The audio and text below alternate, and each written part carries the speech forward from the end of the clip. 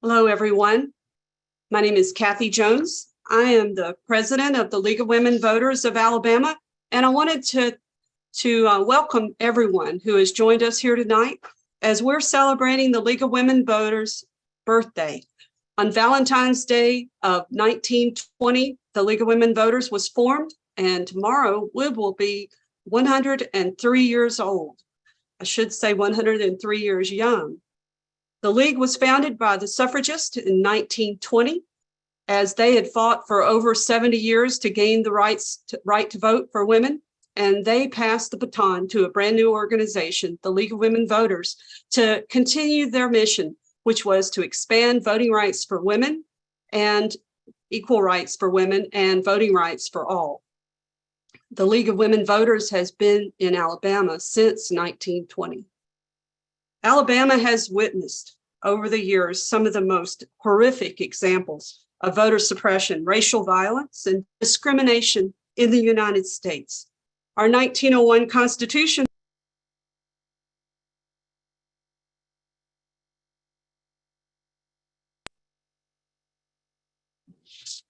my speaker went mute. I'm not sure how much you've heard, but I wanted to welcome you to our forum tonight, and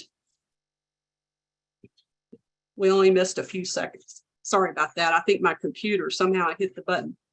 So Alabama has witnessed some of the most horrific examples of voter suppression, racial violence, and discrimination in the United States. Our 1901 Constitution codified white male supremacy, which disenfranchised minorities, the poor, and the powerless. And it's significant that Alabama voted no on ratification of the 19th Amendment in 1920, and only voted to ratify the 19th Amendment in the early 1950s. The Constitution was updated this past year to remove the vestiges of racism as far as just the terminology, but we realized that this update to the Constitution did not remove all the many laws that are still on the books, which would suppress voting rights. Voter suppression is alive and well in Alabama, and barriers to voting still exist. And tonight we are here to begin the journey to understand these barriers so that we can develop strategies to overcome them. Alabamians have served a central role in the peaceful protest that led to the passage of the 19th Amendment, granting women the right to vote, the 1964 Civil Rights Act, and the 1965 Voting Rights Act. And while we have many serious challenges, we have not given up, and we're determined to work together with our members, our allies, and the government to make Alabama a more equitable, accessible, and compassionate state. We're following in the footsteps of many patriots before us who have directly engaged in the struggle for civil and voting rights. Alabamians have played a central role all along in the peaceful protest that led to the passage of all of these 19th Amendment, the Civil Rights Act, and the Voting Rights Act. And the League of Women Voters is actively involved in getting the public engaged in showing up to vote and in civic engagement. And we are celebrating our birthday by recommitting ourselves to breaking down the barriers that make democracy work for all of Alabama. So let's begin. I want to introduce you to our moderator tonight, Stephanie Butler, and she is a League member who started out in Dothan, founded the Southeast Alabama League, which is one of our newest leagues, and now she lives in Birmingham, and I want to thank her for being our moderator, and she's going to carry it on from here. Thank you. Thank you, Kathy. And thank you to everyone who's joining us today from across Alabama and even some visitors from other states. We're really glad that you're all with us today. My name is Stephanie Butler. I'm a member of the League of Women Voters of Greater Birmingham. And I want to also thank our League members, Jean Johnson and Pam Caruso, who are working very hard in the background to keep everything running smoothly. If you would like to invite anyone to watch, this event will be live streamed on YouTube at LWV Alabama. And the link to the YouTube live stream will be posted to the League of Alabama's Facebook page, LWVAL, if you want to share it with friends. The session will also be available for later viewing on our YouTube page. You will notice that the chat feature is disabled for participants. If you have any questions for the panelists, please use the Q&A function that's at the bottom of your screen. You can ask questions at any time, and we will ask them at the end of the session if there's time left. If not, we will work with our panelists to get follow-up information after the event has ended. Today, we're starting with the League of Alabama hopes will be a series of discussions on barriers to voting in Alabama. There are many barriers, so it's a lot of ground to cover. To start the conversation, today we will do an introduction and overview of the issues of barriers to voter participation in Alabama. We will cover some history and definitions, talk about how policy decisions impact people's voting behaviors and attitudes, and look at the role that county elections officials play. Now I'd like to introduce our three panelists. Bryan Lorge is retired after 37 years in civil service with the Army and now spends much of his time working to support democracy. Bryan has been a member of the League of Women Voters of Alabama for 4 years. He currently leads the League of Alabama's Voting Rights Restoration Initiative, which supports and assists citizens who are formerly incarcerated to restore their right to vote. Bryan has also served as a poll worker for many years and as a poll inspector for 9 elections. Bryan's on-the-ground experience has been vital to the League and other voting rights advocacy organizations as we seek to formulate policy and advocacy solutions to increase voter participation in Alabama. Kathryn Sadasivan is an assistant counsel at the Legal Defense Fund and a native of Shreveport, Louisiana. At LDF, she focuses on congressional, state, legislative, and local redistricting.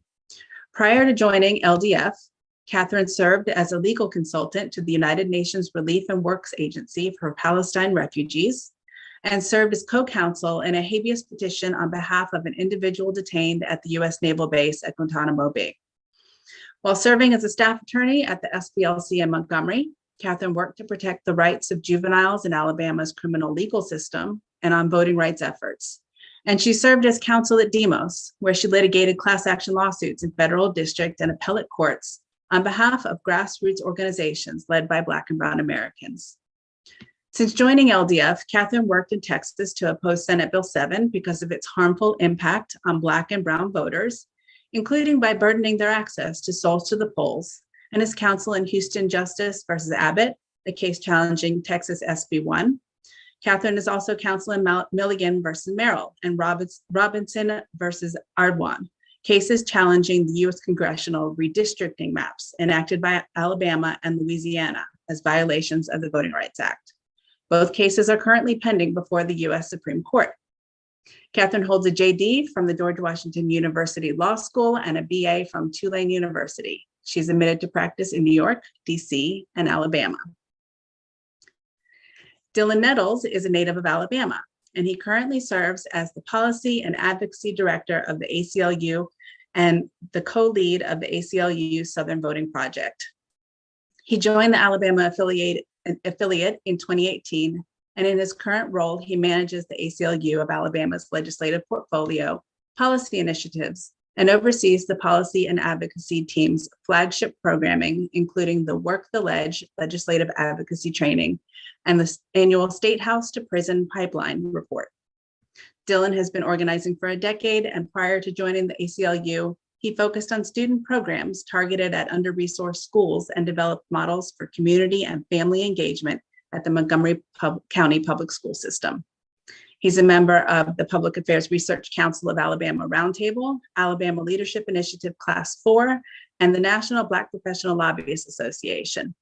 In 2015, he received a BA in political science at Auburn University, where he served in numerous campus leadership roles. And today he resides in Montgomery, Alabama, with his only child, an Australian Shepherd Lab mix named Langston Malcolm Jamal Nettles. I hope he lives up to that name. Welcome to all three of you, and thank you so much for being with us today. I'm going to start us off with a question for you, Dillon.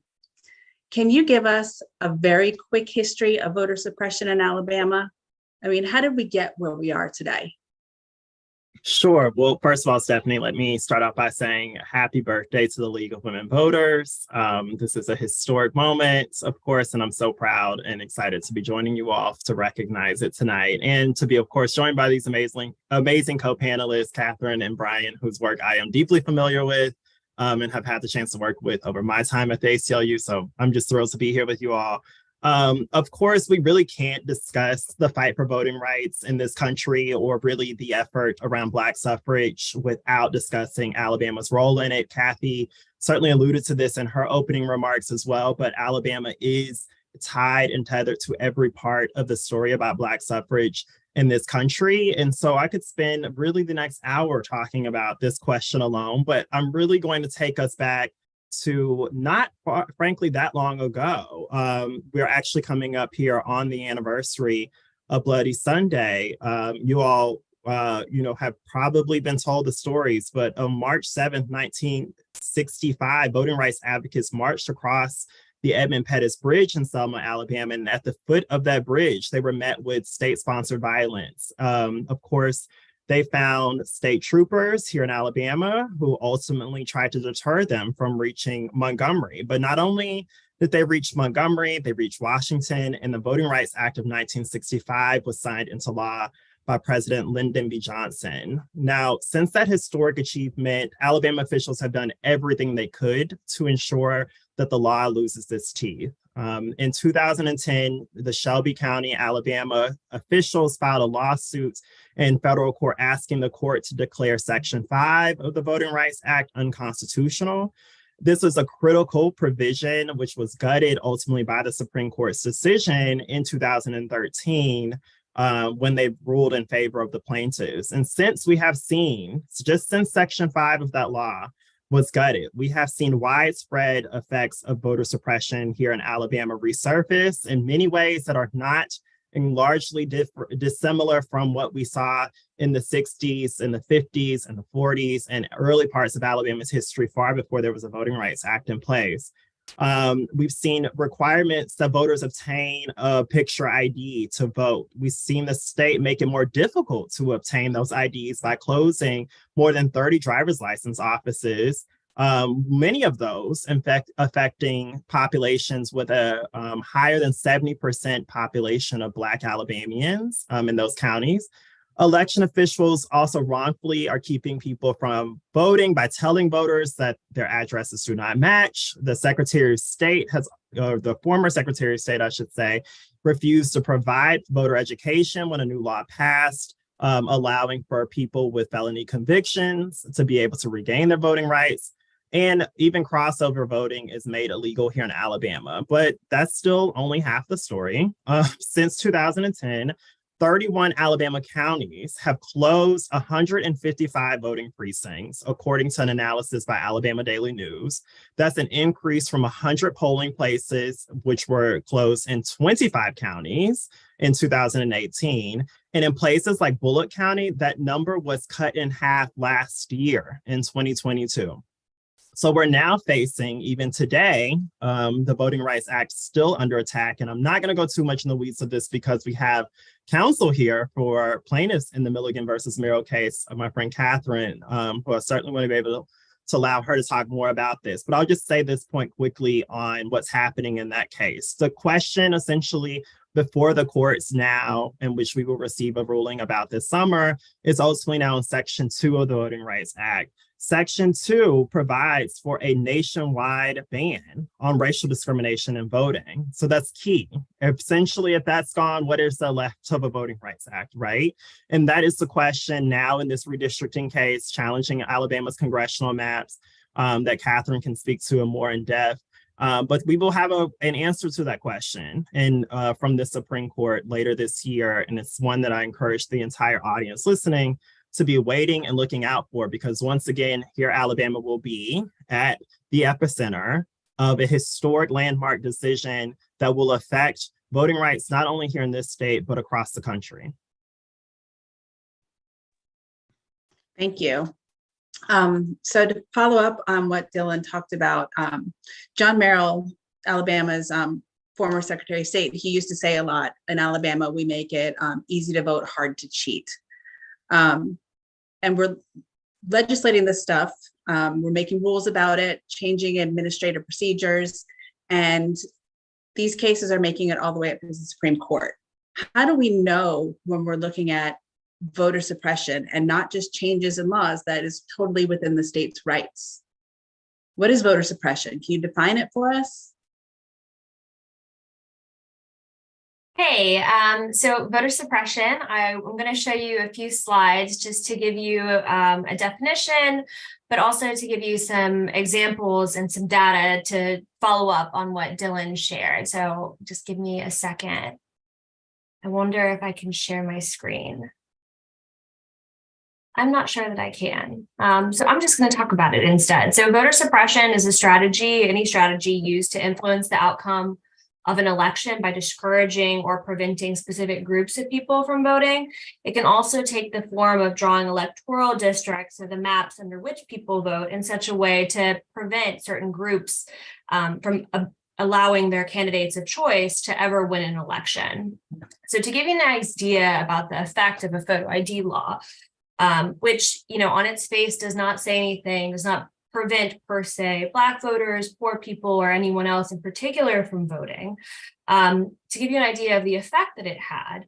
So when the law began to be enforced in, oh, well, you can see my screen now. That's lovely. Let's see. So the law began to be enforced, the photo ID law, in beginning in elections in 2016. And so LDF filed a lawsuit challenging the law as a violation of the Voting Rights Act and other constitutional law. And our experts showed that over 118,000 registered voters lacked a photo ID to vote. And of those, 3.3% of white voters, 5.5% of Black voters, and almost 7% of Latinx voters lacked that ID to vote. And to give you an idea, the total population of Black people in Alabama is only 27%, and it's lower for actually registered voters. And the population of people who identify as Latinx or Hispanic is only about 5.3%. So those numbers, even you can see of all the voters, a huge number were disenfranchised simply by the photo ID law.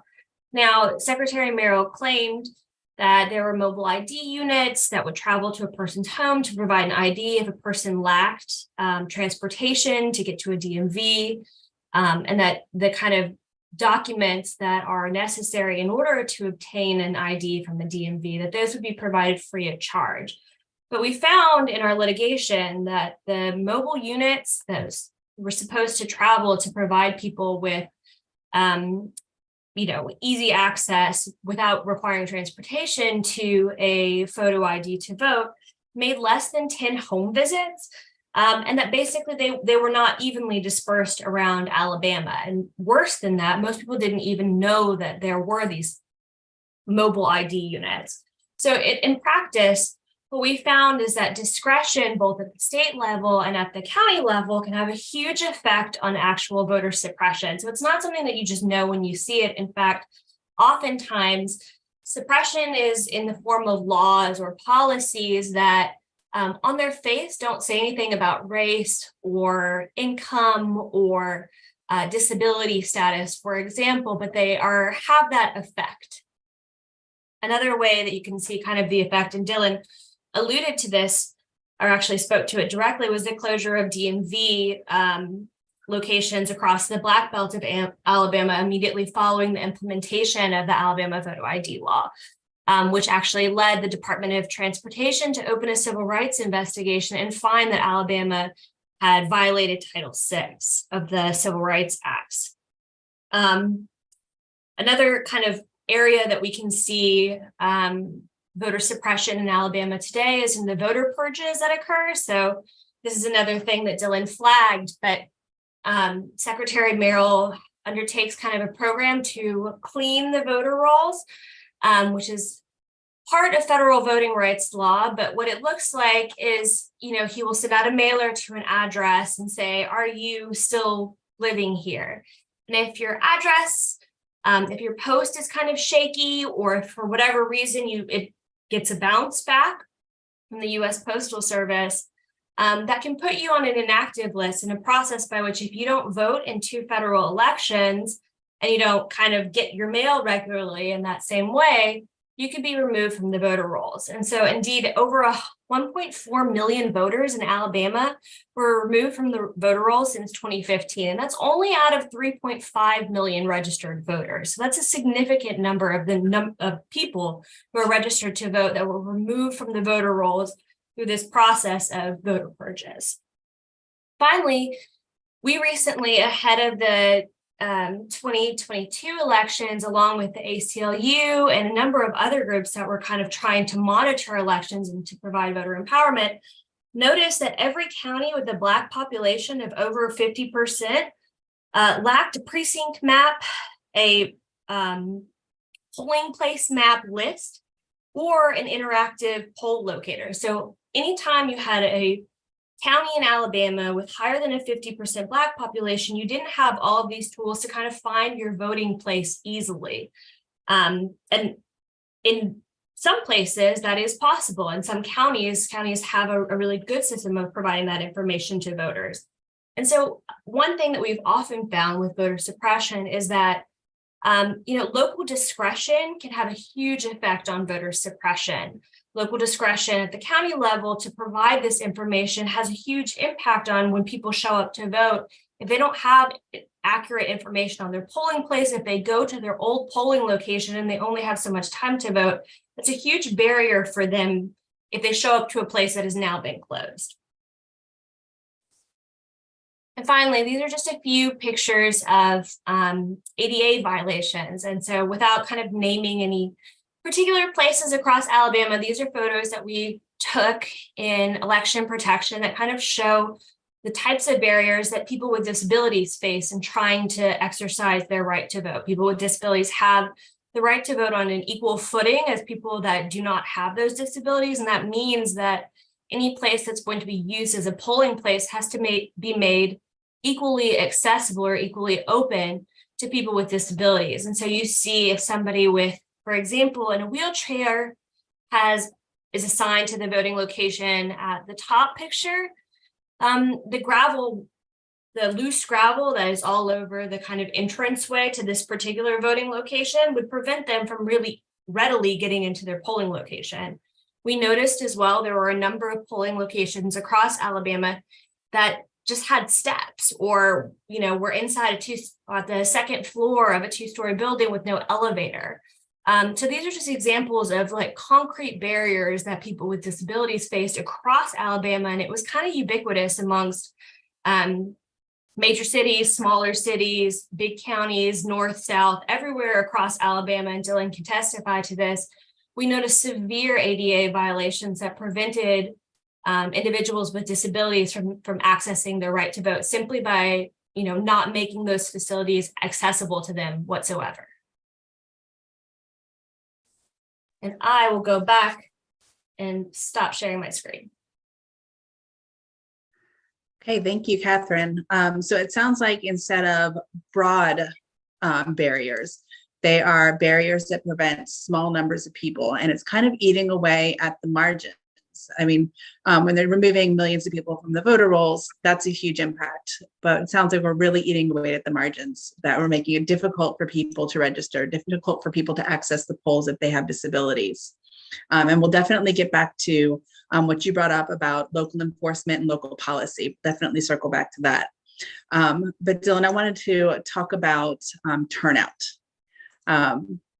Alabama does have a pretty straightforward process for registering to vote. And, they'll say, well, everybody has the same opportunity to show up on election days. But even amongst registered voters, voter turnout in Alabama really isn't very high. In the 2022 election season, our Secretary of State said that the lack of competitive races at the state and local levels would cause a lower voter participation rate. And he was correct. I mean, in November, this past election in November, the voting participation rate was 38.5. That was the lowest in nearly 40 years. And what is your response to that argument that people just aren't motivated to show up on election day? Well, Stephanie, I would say my answer to this may be a little surprising. I think that I agree that many voters are not motivated to show up. And in fact, I'll even go as far as saying I understand the feeling. That might be a little bit surprising, especially given I know I'm speaking to the League of Women Voters, but I am going somewhere with this, right? The truth is like this is a part of the conversation I have nearly every week with friends, with family members, with other community advocates. We are certainly aware, right, that voter apathy is a very real sentiment. Some people try to pin it to certain generations of voters.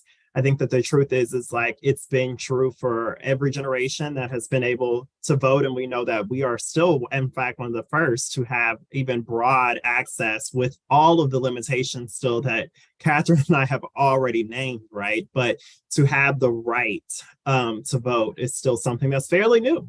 We have to remember to many communities, which means that apathy is not necessarily a lack of motivation out of laziness. That apathy could be a lot tethered to a lot of different things. We have to remember that every person did not grow up in a family in which their parents or guardians had access to the vote or were able to vote in this country. So that was not something that may have necessarily been quote unquote instilled or even just something that they got to actually see modeled growing up. But also we exist in an environment today in which, we do not always feel that public servants are doing exactly that, serving, right? Their communities, their constituents. That certainly isn't motivating or inspiring, I think, to a lot of people out there when they see the folks who are elected, the folks that perhaps their family members, that folks that are close to them turned out to vote for, not dignify even the offices that they hold. That certainly erodes at public trust, that erodes at the desire for people to go out and feel motivated as if their votes will make much of a change or a difference. We also, have scratched the surface of this topic a bit of, redistricting and racial gerrymandering. Folks who show up even to vote then say, well, how do we get this outcome of this election? How is it that we've had, I believe in the last 20 years, multiple federal presidential elections, to be specific, be decided not by the popular vote, but by the Electoral College, right? And we could go even into the history of that institution in the kind of, fabric of this country as well and why it's in place. And so, it is a real thing. Voter apathy is something that I think as advocates, as people who I certainly think believe that voting is a value, is a principle, is worth it, right? That we have a responsibility to better understand why people have that apathy. We have a responsibility to try to educate and inform not just them, but ourselves about what that comes from and what experiences people have that deter or motivate them to show up to the polls. And it's really hard work. It's not something that is going to be one answer, one solution for every person or for every community.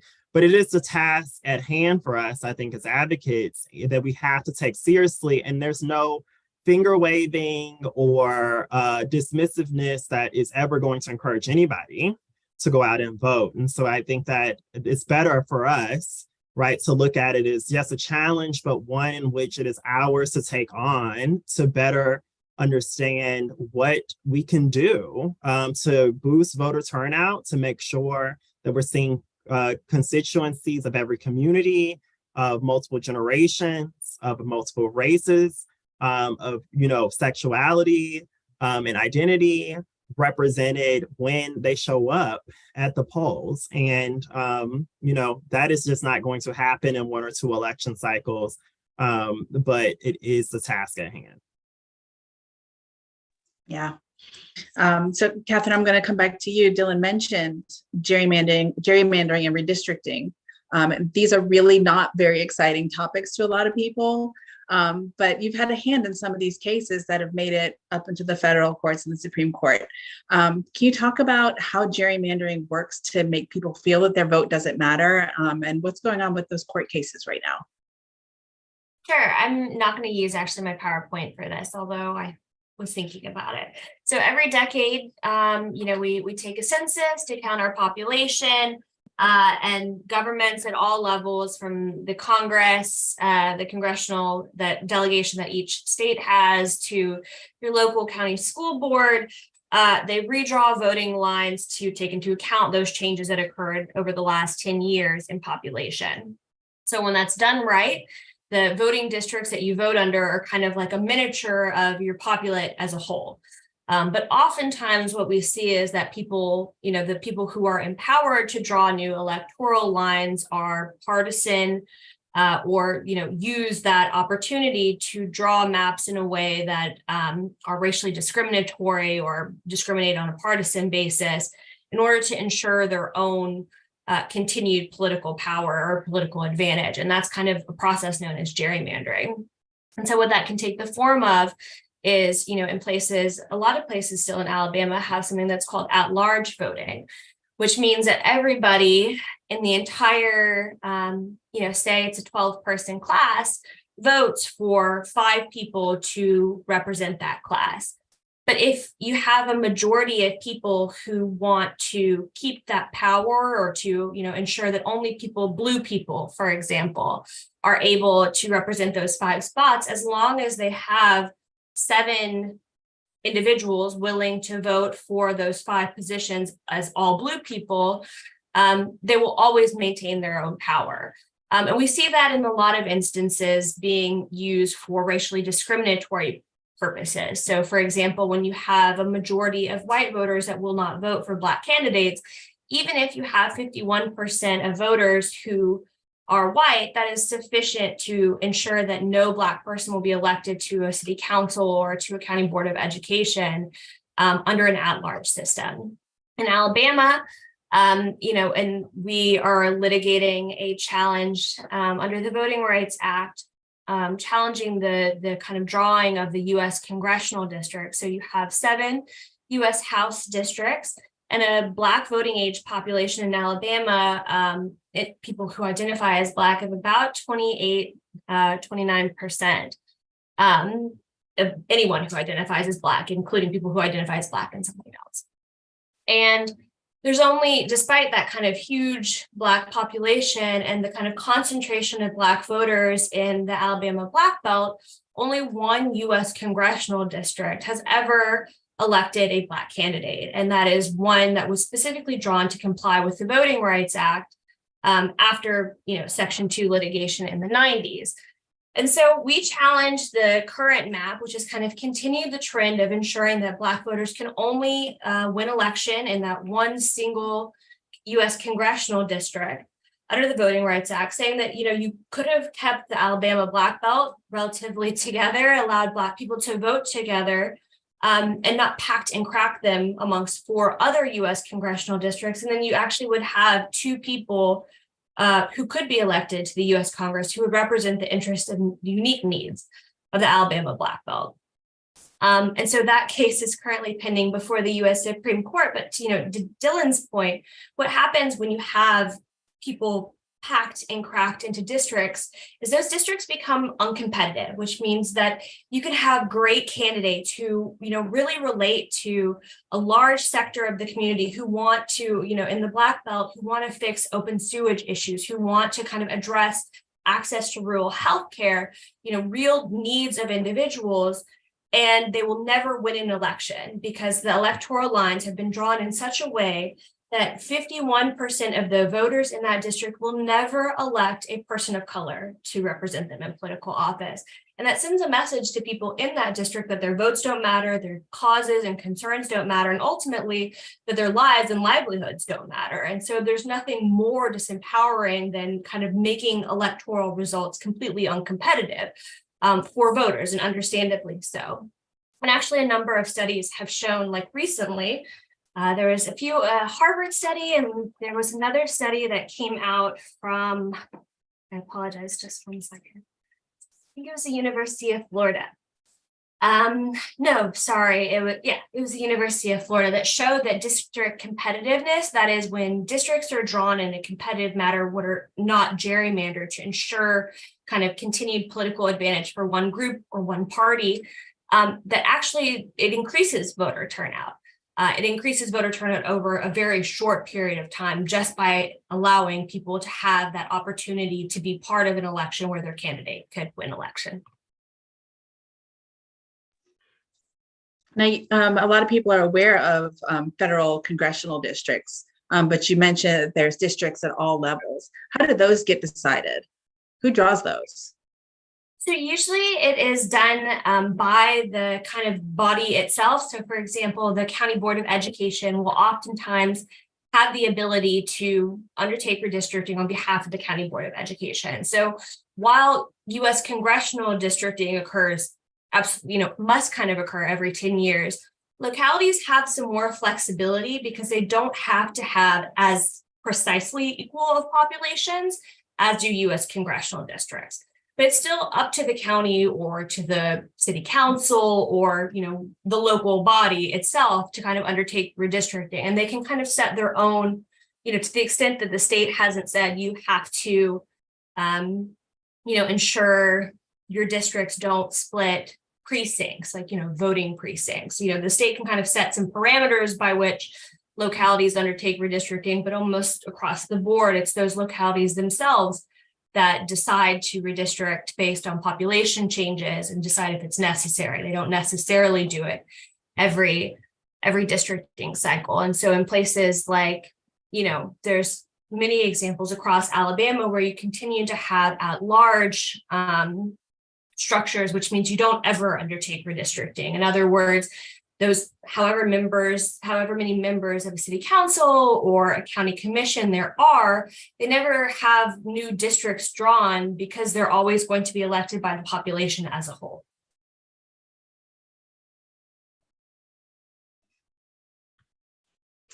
Okay, Bryan, we're going to come to you. Dillon talked about administrative decisions that election officials make at the county level. Kathryn talked about some local district maps. You're really on the ground and you see how all of this plays out. Can you tell us about a little bit more about how these decisions made at the county level are impacting the process? What do you see every day when you're at being a poll worker, a poll inspector? What are you seeing? Well, thank you. And I agree totally with what Dillon and Kathryn have said. And I'm going to probably be a little bit redundant on some of the things they said. But things like the driver's license issue for the ID issue, and now with electronic poll pan and stuff, pretty much everybody's using driver's licenses. And I know a lot of people say, well, why is that an issue? Well, it's an issue, especially for lower income people, that live in larger cities where there's public transportation. They don't have cars, so they don't have a driver's license. And I've seen they don't know about the issues like Dillon talked about the ability to get just a voter's ID. And even if they know about it, it's tough for them to know because the same issues that have trouble getting the polls, you have trouble going to get the voter ID. So you see issues like that. And I also think, just touching a little bit more with what they said, I think some of the stuff is very deliberate and overtly done to suppress the vote. I think there's a lot of factors that I will talk about that have that effect, but it's not as obvious. And I'm talking about things Dillon talked about, the inactive voter rolls, but again, the way that process works, and I think that's an outdated process, but this year, because of it being after the presidential election, they'd gone through the voter maintenance roll process, and I saw a much larger number this year of people that showed up the polls that were listed as inactive. And again, they talk about some issues there. if you haven't moved and stuff, it's not a huge issue that we can just go ahead and do an update for them and get them to vote regularly. But if you have moved or some other issues, then it becomes a problem, makes it harder to vote, it delays the voting process, and so that becomes an issue.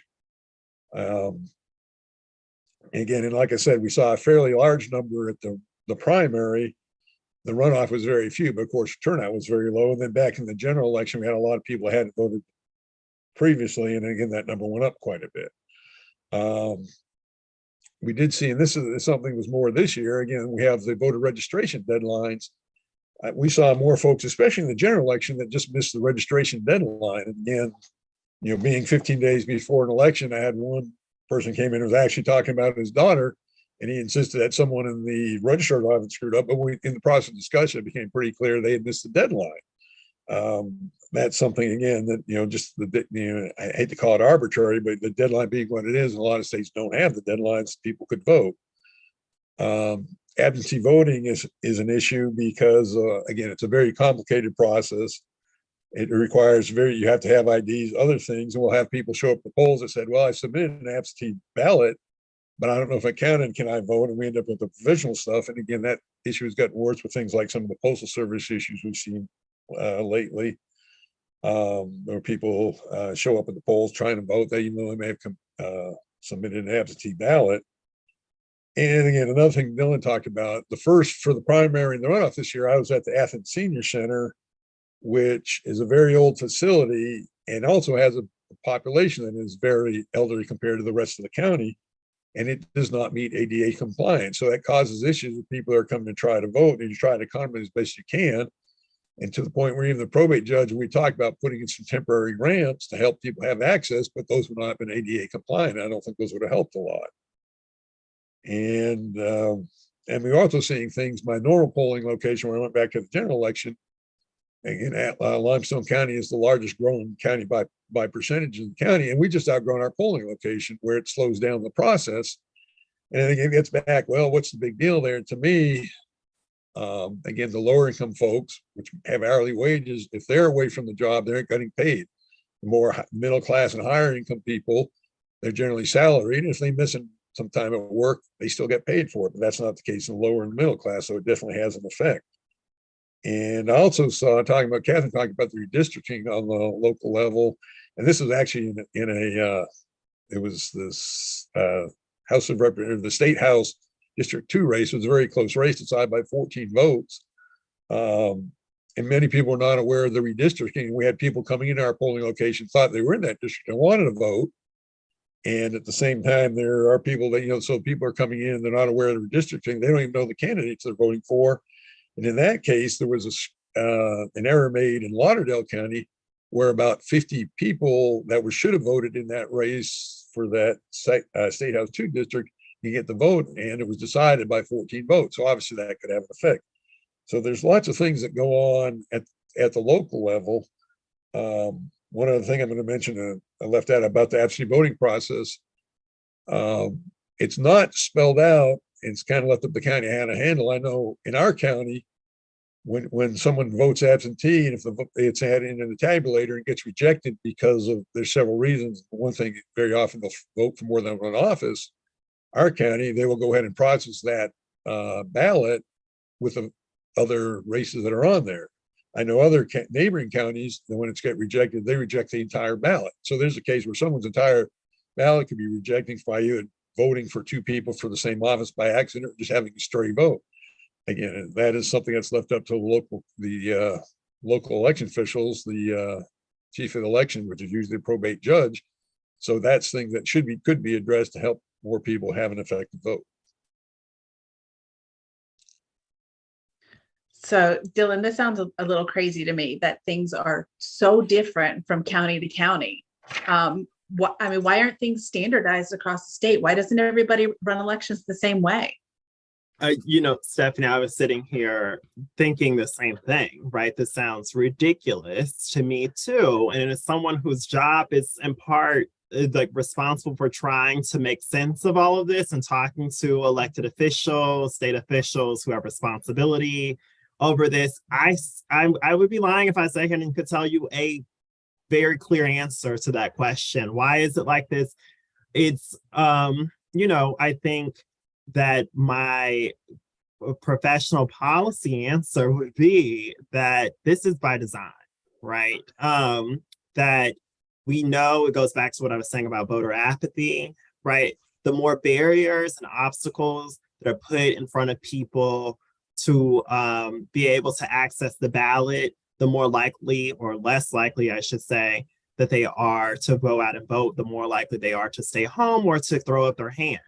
I myself have been in a situation where I was moved to a different polling place, and I found out when I arrived at that polling place. Now, I will take responsibility. I did not do my due diligence of double checking beforehand. This is a place that I had voted at in numerous elections, and I did not expect to show up and that suddenly it had changed. I was, probably about 30 to 45 minutes away from the time that the polls were about to close. And fortunately, to Bryan's point, I had transportation to get myself over to the next polling place, which, to be clear, was about 15 minutes away from where I lived. So not only was I moved to a new polling place, went from one that was up the street, I went suddenly now to having to find a new polling place, which was 15 minutes away. It was in a much more rural area of the county. It was frankly in a very tiny building with a gravel parking lot that I think I would say barely met ADA compliance. And, again, I was able to fortunately get there and vote, but I would have not known or been able to reach it if I did not have some privileges, right?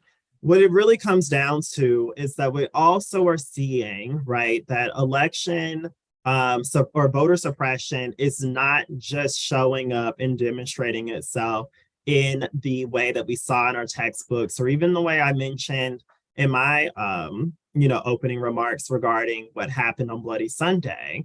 Is in some ways much more insidious than that today. We're seeing these real systemic barriers that are in place through policies and through infrastructure that continue to make it difficult. And frankly, I think what's really troubling is that we're seeing even decisions be made that put a heavier burden on election workers like Bryan and election administrators who are elected, like our probate judges and our county clerks.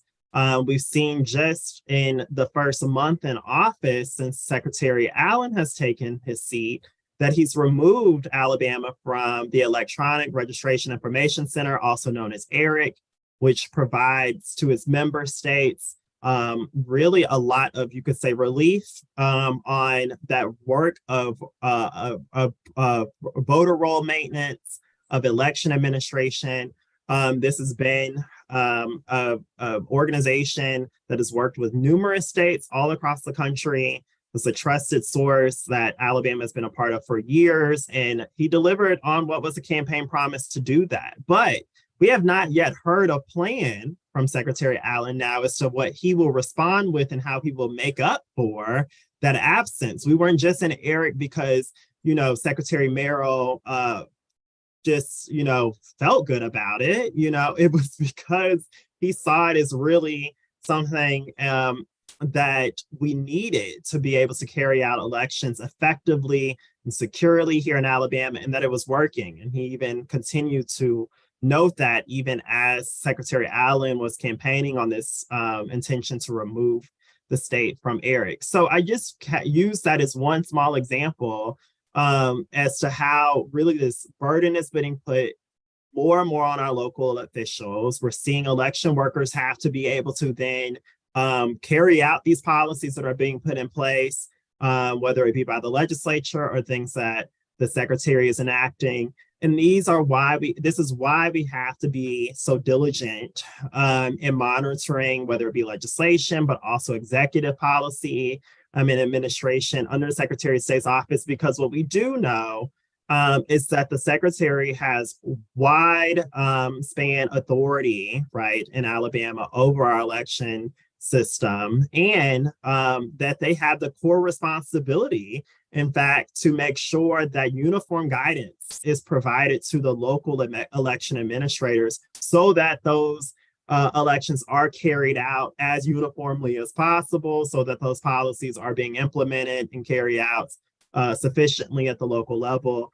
And Kathryn noted before, we have sent letters to now previous Secretary Merrill concerning that uniform guidance information, like a full list of polling places all across the state, which we should be able to have, which voters should be able to easily access, but just days before the 2022 election, that was not widely available, right? And so those are the type of things that certainly ensure that elections are not administered uniformly from county to county. Why that continues to persist and be the case, other than it being just outright voter suppression, I cannot say. Before I ask you another question, Bryan, did you want to respond to that? You look like you were having thoughts. Well, that was, I think he's absolutely right. And I think a little while we're going to be talking about some solutions, and I think hopefully I'll address them up there. Well, let's go ahead and pivot to that, because we've talked a lot about the problems. But you and I have talked, before this about what are some things that we could do that might fix some of this. We have, some things that are going on in our neighboring states, Florida and Georgia. What good ideas can we borrow? Man, there's quite a few, and I mean, I think the important thing, like the first one I'm going to talk to, is just a minor thing, and it's not going to make a huge difference, but I think, again, just try and take small steps in the right direction, something to get us started. So, I mean, right now, from a inspector's perspective, when someone shows up and they have to vote a provisional ballot because they're not at the right location, they can vote a provisional ballot, but the current Alabama law says you have to vote, you have to be registered in the county that you voted, even though there's a statewide voter registration rolls. And all the registrars have access to that. As a matter of fact, the way they generate their county rolls is from the state rolls. So if someone comes in to my polling location and they've moved it, and if they're, again, I'm going to use Limestone County because that's where we're at. If they move, they could have moved 30 miles within Limestone County, they'll be allowed to vote a provisional ballot, and it most likely will be counted. However, if they move 2 miles from Madison County into Limestone County, it's across state lines, they're allowed to vote a provisional, but most likely won't be counted. When that information is available to the registrars, we can let them vote the provisional. They can collect the information, have them do the update form, and count their vote. So it's not a huge number, but again, that's just a step in the right direction. I mentioned before, if we had, a lot of states have same day voter registration, or registration cuts off the day before. If you allowed that, those people could vote a provisional ballot. The registrar could go through their process to make sure they were eligible to vote and count their votes as a provisional vote. Again, that would be a small step, but another thing in the right direction. In 2020, Secretary of State Merrill allowed basically no excuse absentee voting, where anybody could use COVID as a reason to vote. I think we could go back to that, to have no excuse absentee balloting.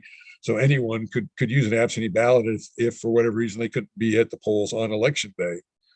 And another thing about Secretary of State, I know going back, and again, we have a new Secretary of State that I don't have a lot of history with yet, but in 2020, pick on him soon enough. We'll get to know him and we'll start picking on him. Yes, but as a priest and inspector, we were told that we could not require the voters to wear a mask in the polling location, that voting was such a basic right that, like in the location I was working that day, it would have been probably for about 15 or 20 minutes at most, because at my polling location, you're outdoors till you get right to the registration thing. We had the mask we could provide to folks. They'd come in, do the registration process, and within 15 minutes out of the building, we said voting is such a basic right, we couldn't make them wear a mask. But at the same time, Secretary Merrill's answer was, well, why don't we have early voting? Well, there's a cost associated with it. And I agree there's a cost associated with it, but I don't understand, if it's such a basic right, why we aren't spending money to let everyone have that basic right as opposed to select people. And again, there'd be some logistical issues associated with early voting, but I think, again, it'd be very similar to what we currently do the process for absentee voting. The location would have to have all the ballot styles. But again, I don't think that's a big issue. And I'm not saying initially, I don't even think, I think they're saying, well, like in Limestone County, there's 25 precincts. You'd have 25 precincts open for 7 days or whatever you pick for the full 12 hours. No, I think you start with a place like Limestone County that's under 100,000 voters. If you'd allowed early voting at the courthouse in one location for up to 7 days, that would be a start, and give people that currently can't vote an opportunity. So I would say that's doable, and I don't know why we're not doing it. I just, again, I talked a little bit before about getting better facilities, ADA compliant, so everyone has access, allowing space for larger places. Touch a little bit on poll workers. I've talked to our probate judge about it because of an incident happening at my polling location at the general election. The poll worker was not, they had training, but they made a mistake where someone wasn't an active voter. When they came up, they looked at it and said, well, you're at the wrong polling location, and sent them to a different polling location, similar to what Dillon did. When they got there, they were told, they were asked the question, well, what's your current address? And it turned out it wasn't our polling location, and it was too late to send it back to us to vote. And we were fortunate in that case where they had the proper ballot style at that other location, so they let the person vote there. But again, poll workers having a better educated, better trained, and that's kind of a double-edged sword, because I think most people are aware there's a shortage of poll workers. So if you make it tougher to be a poll worker, require more training, you'll probably lose people. But on the other hand, that's part of the voting process. And I think sometimes people will get the vote by errors by poll workers. Curing of absentee ballots is one. Georgia allows this. And I think Florida also, when you submit an absentee ballot and there's an error on it, you have it to a certain time period to go correct it. I don't know why that's not allowed in Alabama right now. I'd like to see that added as a way. They have a system right now where the absentee election managers can put information online, but there's no way, even if they post that your ballot it has an error, you can't go fix it. And the last one, I'm going to go back a little bit to what Kathryn talked about, redistricting. I mentioned that state Senate 2 district race as an example. We have people coming in polling locations that don't understand why they can't vote in certain races. And that's because they're drawing lines based on factors that not keeping communities together. And the people should be allowed to vote in certain races that directly affects them. And they're not allowed to because kind of the arbitrariness, I'll call it, of the redistricting. So those are, I think, all things that could be done that would help improve the voting experience and get more people to vote. So Dillon, I mean, Bryan just laid out a laundry list of opportunities to improve access to the polls. So you're in the policy and advocacy world. What does it look like in Montgomery? Is there any legislation that you feel like is going to be coming up? Is anything going to be seriously considered by our lawmakers? Well, so much of what Bryan just touched on in terms of solutions are, to be clear, things that our legislature has an opportunity to act on. These are things that our legislature could file legislation, introduce and pass this year. No excuse absentee voting, a ballot curing process, early voting days. If we want automatic voter registration for every person at 18 in Alabama, we can have all of those things, and they're up to our state lawmakers to make happen and our governor to sign into law. And I think that every person listening should understand that these are not pipe dreams. These are not things that aren't existing in even neighboring states, that are in even states with a similar political makeup, whether you consider that ideologically or frankly partisan wise. And yet we have not moved to do so in Alabama. And so, these are even things like Bryan mentioned that we've had temporarily. We essentially had as close as you could get to no excuse absentee voting when Secretary Merrill issued an executive order during the course of the early stage of the pandemic, when voters, I believe we had a midterm election, or we had, I think, a primary election, and then an election, then certainly federal elections that, of course, took place in 2020. So again, not pipe dreams, not far-fetched, right? But it is up to state lawmakers to make those things happen. So, and if you all hear some groaning, I promise it's not me, it's Langston down here under my desk. So how does that have to happen? Well, the good news is folks should know that we have had some very diligent lawmakers who have time and time again introduced some of these bills in the past. Folks like Representative Laura Hall, folks like Representative Adeline Clark have advocated for more expansive voter access in the state by way of no excuse absentee voting or early voting days. I know Representative Chestnut as well has been a big supporter. And so I'm expecting that, like they have in previous years, they will bring that legislation back. But we have to urge lawmakers to act on it. These bills have been introduced, but if they even get a day in a committee meeting, they're quickly shot down. So I'm going to name two of the critical committees that these bills come through. In the House, the Constitution, Campaigns, and Elections Committee is where often election-related, voting-related legislation will begin.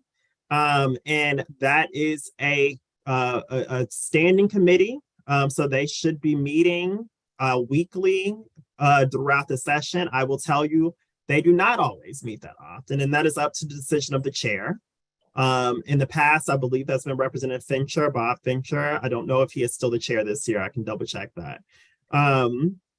But that is the responsibility of the chair to hold those committee meetings infrequently. If they are not being held, then legislation cannot move through them. And that committee, again, has not been one that will always meet weekly. And when they do, he has to prioritize, he has to put on the agenda those bills to even get an opportunity to be heard in the committee and get a vote from that committee.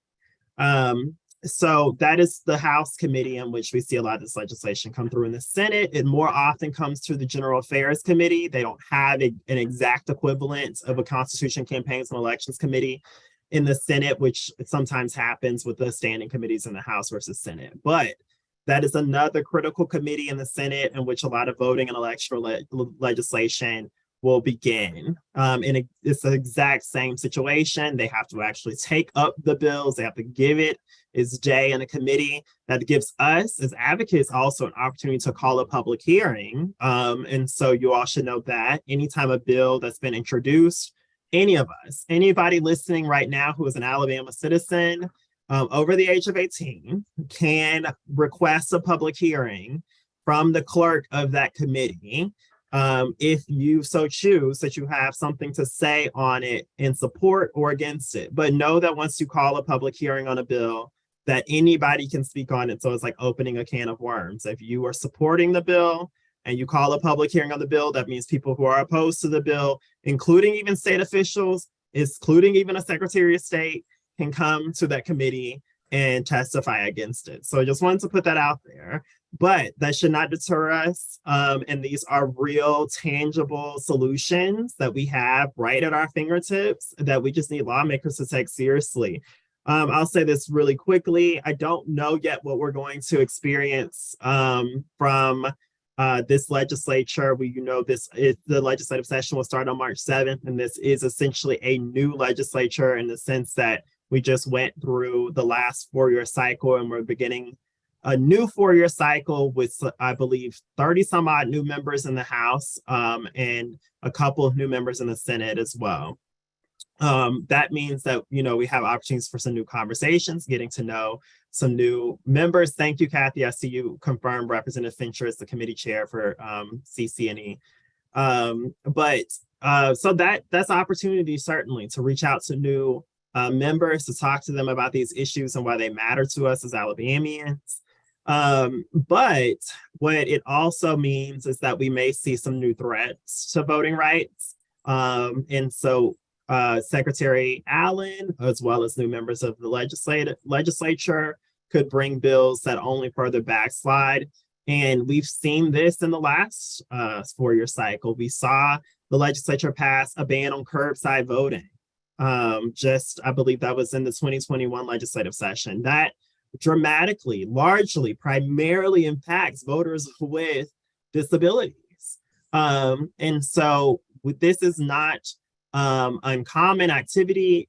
Just even last year, we also saw the legislature pass HB 194. I know this is a bill that had all of us up in arms. It essentially criminalized a lot of the efforts that organizations like the League, like Rolling to the Polls here in Montgomery, organizations that are doing the work to get out the vote, but doing it in actually an even more efficient way by partnering with local officials to help them, reach every person possible and do exactly what we were talking about, overcome that voter apathy, get the education and information that they need, and get to the polls. So they've essentially criminalized that type of activity and put some really limiting policies in place to essentially trip up people into potentially getting the charges by just trying to get people out to the polls. And so This is activity we have to watch really closely. Again, it goes back to what I was saying before. It's getting much more insidious. It's not the kind of in-your-face, policies or even brutality that we've seen and relates to voter suppression in the past. Yeah, and I want to give a little plug for the league and remind folks that in January, we actually hosted a panel that had really good information about how to engage with your legislature. In Montgomery, they talked about the specific committees to approach and the specific leaders in this in the legislature on these things. It's recorded. You can see it on our League of Alabama YouTube page. So definitely go check that out. So Bryan, back to you. Dillon talked about advocating in Montgomery.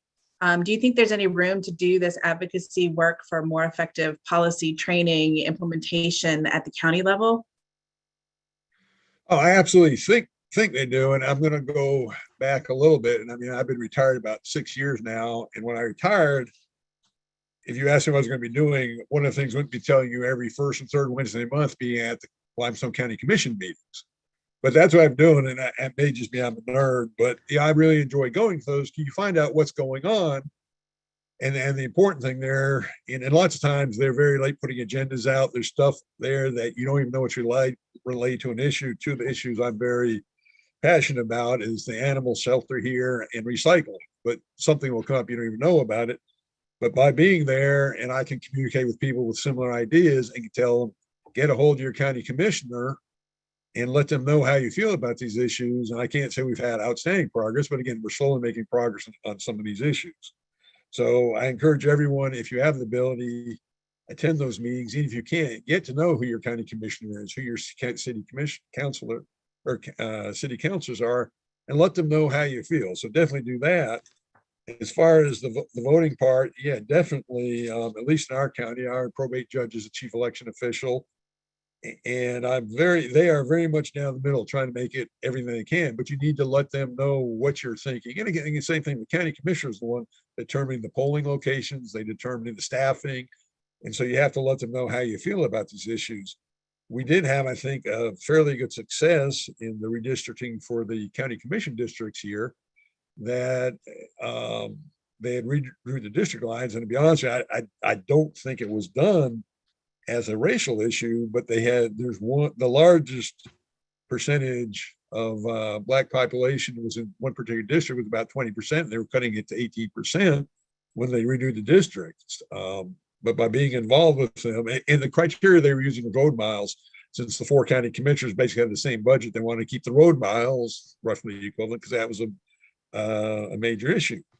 After working with them and working with NAACP and some other groups, we got them to redraw the district where that district actually went up a little bit higher, 21, 22%. Not great numbers to try to get someone elected, but at least better than it was. So I think it's very important at the local level to be involved. And again, I'm going to talk about not only the county commission, but again, the state senators, the state representatives, because they're the ones that draw the congressional maps, which Kathryn talked about very early, which are very important. And right now are totally out of whack. And Kathryn, will you also talk about being involved at the local level? We recruit lots of poll monitors during the elections. How does the work that those people do inform your work at LDF? Yeah, so we do election protection alongside our partners at ACLU, Dillon, and others. The Lawyers Committee runs an election protection hotline. And so people kind of show up across the state to go to polling locations to see, how easy it is to vote for people with disabilities, ask voters what their experience was, and just to talk to people. And it is very, informative and helpful as a way of understanding the discretion that occurs at the local level and how that actually affects people's ability to vote. What we've seen oftentimes is, things don't necessarily make it to the news or to like a national media, especially in rural areas. But a lot of people will be discouraged from voting by kind of all of the kind of mechanisms that we just talked about, whether it be going to the polls and finding out that you're inactive, being told to vote a provisional ballot, being told you have to re-identify in order to be listed as active, finding that your polling location is closed. all of those things are, have a disenfranchising effect, but most people, wouldn't necessarily do anything about it because voting is, people have a lot going on in their daily lives that are more important than, and it seems like to us, because we're talking about voter suppression, like what's more important and what's more critical of your other liberties and the right to vote. But in terms of day-to-day survival, it really isn't, the calculus of voting for most people, especially people who are low income or people with intersectional vulnerabilities.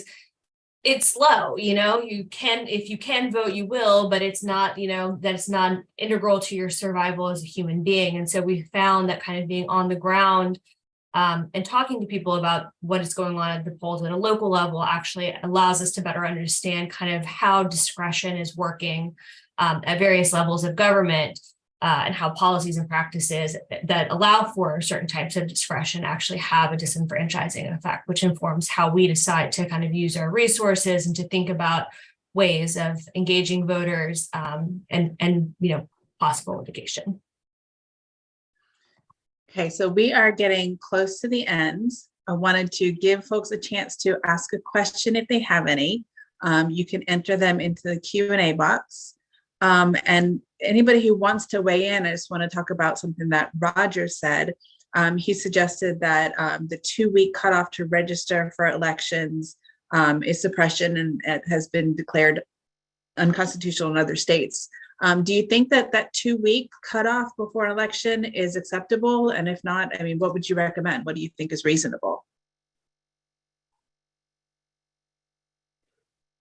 Well, I'll say, I mean, I think probably folks are out there are aware that there are states that even have same day voter registration. So there's nothing federal law wise that's stopping the state from being able to pass policy that does the same. Kathryn may know more about that than I do in terms of if there's been challenges in those states that have done that. But I mean, as far as I know, there's no reason that Alabama could not go to, again, something like same day voter registration. Now, I don't think we got into a lot of this, but Bryan did an amazing job, and of course, talking a lot about the local election administration and what that really looks like. And I think one of the things we didn't talk as much about is that, a lot of this does come down to funding, and, our elections are essentially stood up by folks like Bryan, who are willing to go out there and be trained and commit the time to be poll workers, to do the inspections, to do all of that. And, as long as also those local officials and election administrators lack the capacity and the infrastructure and the funding to be able to administer the elections effectively, then things like, I do think some proposals like same day registration seem a little bit more far off, because they, probably would argue that they need the time to even make sure that they're prepared for election day with the voters who are registered those 2 weeks out. So I just say that not because I don't think that it's a real possibility and something we should pursue, but because I'm already in my mind thinking as a policy person about what's the opposition, what's the response going to be, and how do we then be prepared for that response. I agree with Dillon, but one of the things, I believe all counties now in Alabama have gone electronic poll pads. And I think it's kind of old thinking, they needed time to prepare, to print out all the voters list and stuff. Now with electronic poll pads, they cut off absentee voting on basically the Thursday before the election, I believe, is when they all have to be in. They have the technology to update the poll pads, and then they can be picked up either Friday or Monday. So I think, the same day registration, it could be used. I don't think you'd have that many. You could update the poll list. And then even on election day, like I said, you can almost handle that like a provisional ballot, where someone comes in, votes a provisional ballot. The registrar could go through their process to make sure this person does meet the requirements. Yes, it's some extra work for them. But again, I go back to, if it's such a basic right, you should do everything possible to let people exercise that right. And that's just another way they could do it.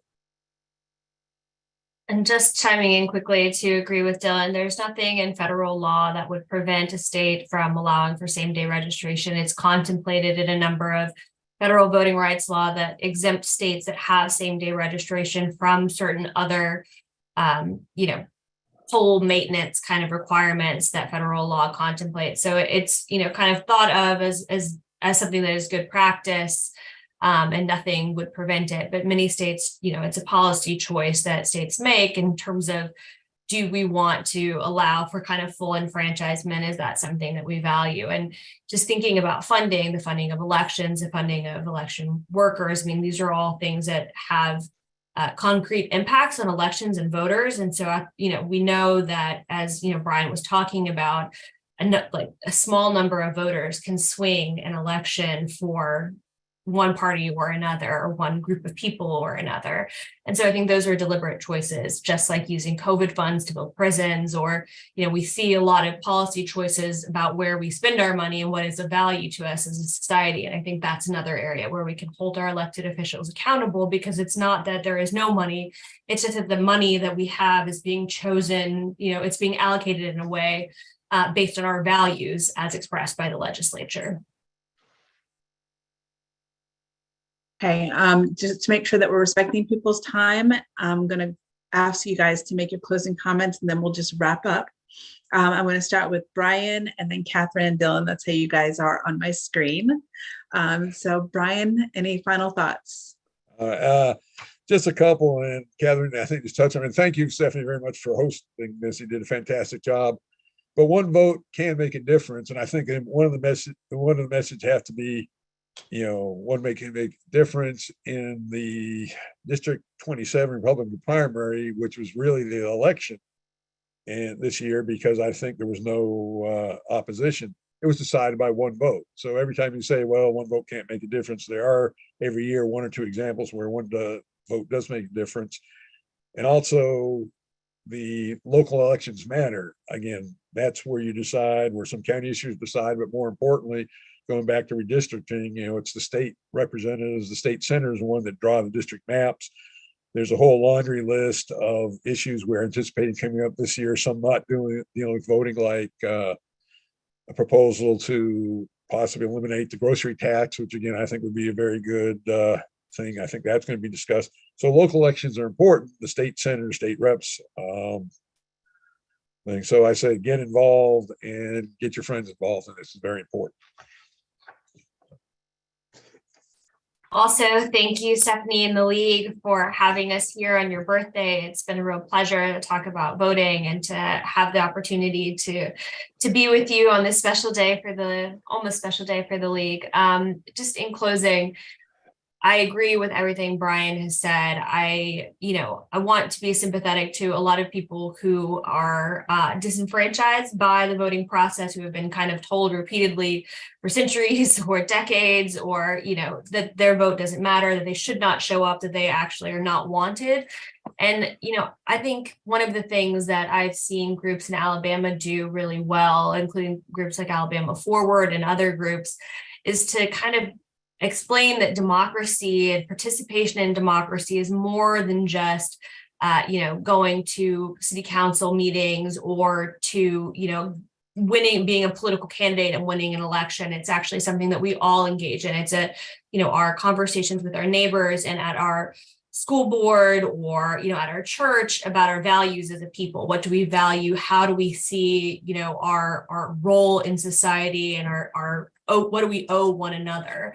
And I think as long as we continue to have those conversations and to expand our kind of conception of democracy to occur outside of just the traditional halls of power, we can continue to build power on the outside that I do believe will translate to power in higher echelons of elected government as well. Yeah, and I'm so happy to, really be able to follow Bryan and Kathryn's already. I mean, they've already really summed up anything I had to say, but I wanted to also thank the League for having us. We at the ACLU of Alabama really cherish you all here in the state and the work that you all do. And we see you as one of our really close, trusted partners. And so it's always a pleasure to join you all and to be a part of really continuing this work, this legacy of the foot soldiers before us here in Alabama, who have always seen voting rights as something that we should cherish and protect. What I will say is that I think, I've been a lobbyist for almost 5 years now. And what I've learned in that time around the State House is that the experts are not the folks who are in that building, or it is those of us, the folks like you all listening, who are outside the building every day, frankly, having an experience as citizens in this state that is, frankly, a reflection of the policies that are guiding how the state is operated on a day-to-day. And I say that because I think oftentimes people view legislative advocacy and coming to the State House as intimidating, as something that they have to be and have a certain professional background for. They have to, work for LDF or the ACLU or something in order to do. And that is absolutely not the case. And if there's anything that I think I can do more important than maybe getting a good bill passed is demystifying the State House in that process and making sure that everybody really understands that it is our house, it is the people's house. We have every right not only to be there, but to ask tough questions, to interrogate the decisions of our lawmakers, to push them to do the things that are a reflection of what we want for our communities, for voters here in Alabama. And this exchange with Bryan was actually a great example. You heard me say, this is what I expect that opposition would say to something like same-day registration. And Bryan, a person who actually works at the polls on election day, unlike almost anybody who's taking a vote in that building, right, actually knows, well, that's not true. Like, we should be able to do X, Y, and Z, and shouldn't really be a barrier. And they may say that, but a person who actually is responsible and a part of carrying out our elections can tell you otherwise. So that is a perfect example of why, when you go talk to your lawmakers, go bring a friend, make it a party, and know that you hold more information than you likely ever imagine, and you are there to educate them as the expert as well. So if there's anything that we can ever do at the ACLU of Alabama, you can certainly reach out to me as the Policy and Advocacy Director. You can also reach our website at aclualabama.org. And we'll be having a legislative advocacy training on March 11th here in Montgomery at the Sanctuary. It is on our website. You can find more information on our social media channels there. So thank you all so much. Hey, thank you, Bryan from the League of Alabama, Dillon from ACLU Alabama, and Kathryn from Legal Defense Fund. We appreciate your partnership and we appreciate your leadership. Thank you so much for being with us today. And hopefully everybody who is here watching and listening leaves with a little bit more information than you had before. Hopefully these folks have encouraged you in all the work that you do for democracy. If you want to be in Washington or Montgomery making an impact, please do. But remember, you can do it in your own backyard. Participate on election days, build relationships with your elected officials in your own backyard, hold them accountable when it's necessary, and talk to your neighbors.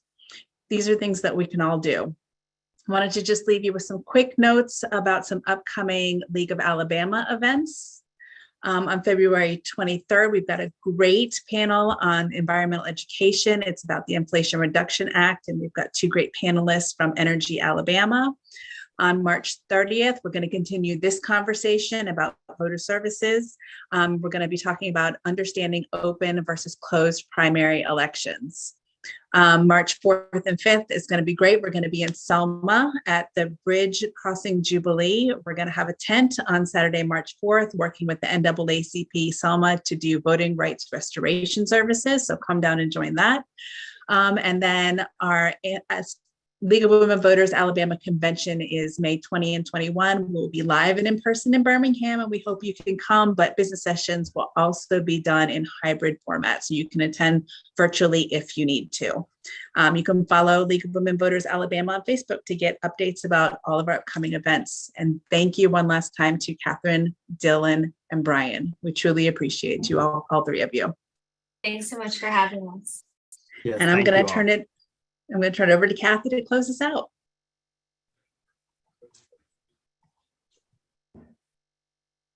Well, thank you. I want to thank all of you for joining us tonight, and I want to thank the panelists again as well.